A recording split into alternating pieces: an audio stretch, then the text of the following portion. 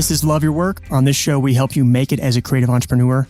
I am David Cadavy from Love Your Work headquarters here in Columbia, yes, the country. I've interviewed titans of industry like Steve Case. I've interviewed best-selling authors like Seth Godin and James Altucher.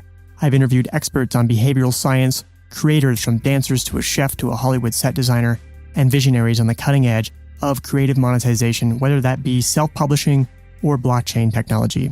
And from these conversations, I pull out lessons to share with you on how you can find your unique voice as a creative entrepreneur, how you can nail the right mindset to succeed, how you can be the first to capitalize on new opportunities to make a living making your art. So if you are new here, welcome. Again, I am David Cadavy. If you want to join us here on Love Your Work every Thursday, please hit subscribe on your podcast app. And to get my free Creative Productivity Toolkit, sign up at cadavy.net/tools. There is something that I've noticed that very successful communicators do. It is a simple tactic, but it can go a long way in making everything you say or write more engaging, more memorable, and more effective. I'll tell you about it, this thing that successful communicators do this week. For now, thank you to our sponsor, Gusto. I'm really glad to have them sponsoring the show. If you have to worry about payroll and benefits for your employees, you can't focus on the important things like actually running that business so you can pay those employees. Gusto makes payroll and benefits a breeze. In fact, 9 out of 10 users say Gusto is easier to use than other payroll services. Look, you don't have to be a big company anymore to get great technology, great benefits, and great service for your team. Gusto does all of that for you. So to help support the show, Gusto is offering our listeners an exclusive limited time deal. Sign up today and you'll get 3 months free once you run your first payroll. Just go to gusto.com/loveyourwork. That's gusto.com/loveyourwork.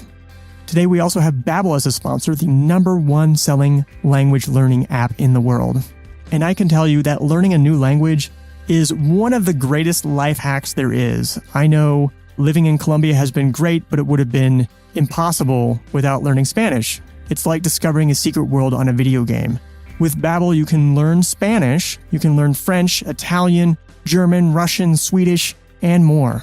And you can try Babbel for free. Go to babbel.com or download the app and try it for free. That's Babbel, BABBEL.com, or download the app to try for free. Babbel.com. What do great communicators do? I call it prompt talking. Here it is.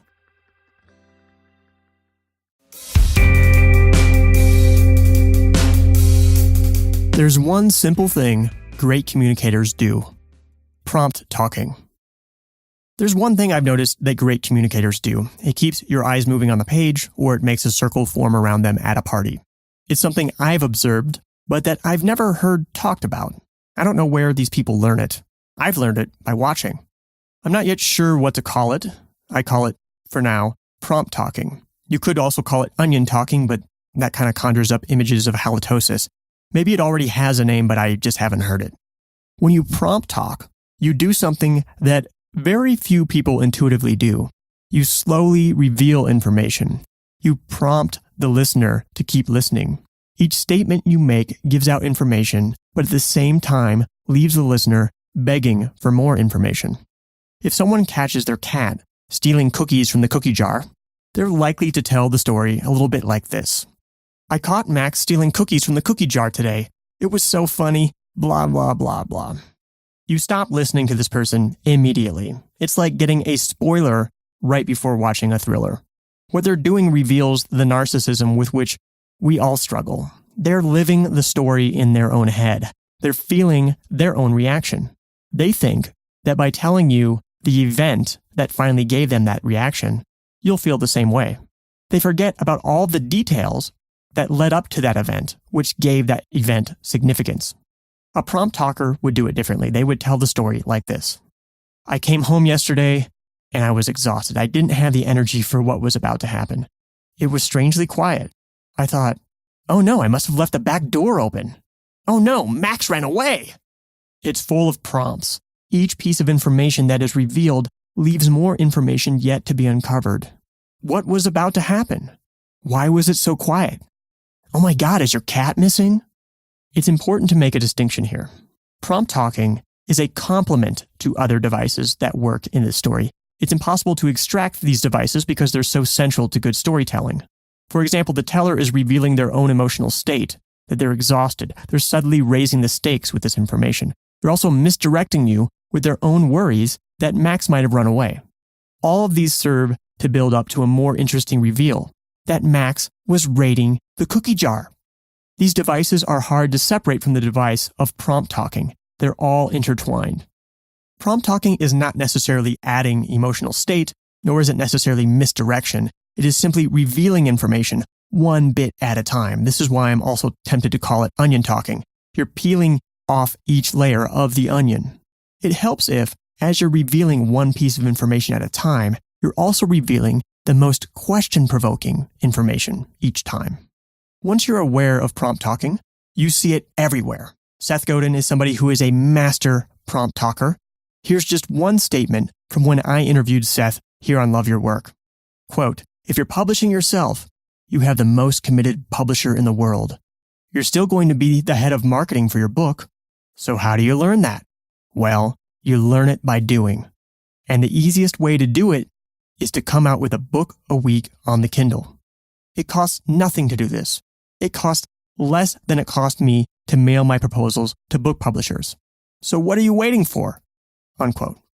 Now, I was going to emphasize all of Seth's prompts in this statement, but it turns out that the entire statement is prompts. Some of it is withholding information, some of it is making bold statements that bring about questions, and some of it is presenting big ideas one piece at a time so they can be digested. The most committed publisher in the world? Well, that makes you think, really? Tell me more. How do you learn that? That's a very deliberately posed prompt. A book a week on the Kindle? That's nuts. I need a moment to process this. Now imagine if he instead said, even if you have a traditional publisher, you have to market your book anyway, so you should publish lots of books because it's free. Way less impact. There are too many big ideas at once. It just goes speeding by like the last train of the night. People hate to admit that they like prompt talking. They don't need their information dumbed down, thank you very much. They may look at my bizarro Seth Godin statement above and claim that they would prefer it. They're plenty smart and can understand compound sentences just fine. Or consider one of the many criticisms of Donald Trump during his presidential campaign. People loved to share articles criticizing him for speaking at a 4th grade level. Part of that is due to his prompt talking. Anyone who is successful in politics has mastered prompt talking. Just watch. Maybe some people really prefer compound sentences with many ideas at once, but it's very few people. If you don't prompt talk, the world punishes you. They don't read your articles, they don't share your book, and they look for someone else at the party to talk to.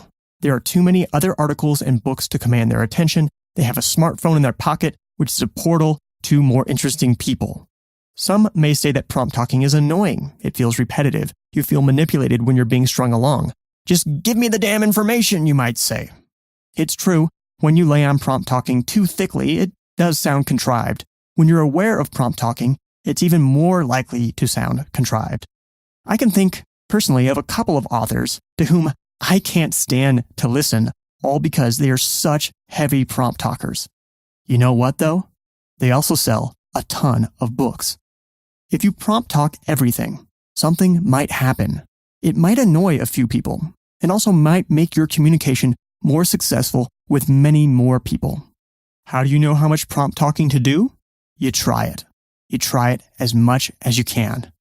I bet there's a balance in how much prompt talking you can do. If most of what you say is prompt talking, people will understand you. Your message will get across more easily. But every once in a while, for dramatic effect, and for the sake of tying together all of your prior concepts, throw in a nice compound sentence with some end dashes or semicolons. Your listener won't feel so patronized nor manipulated.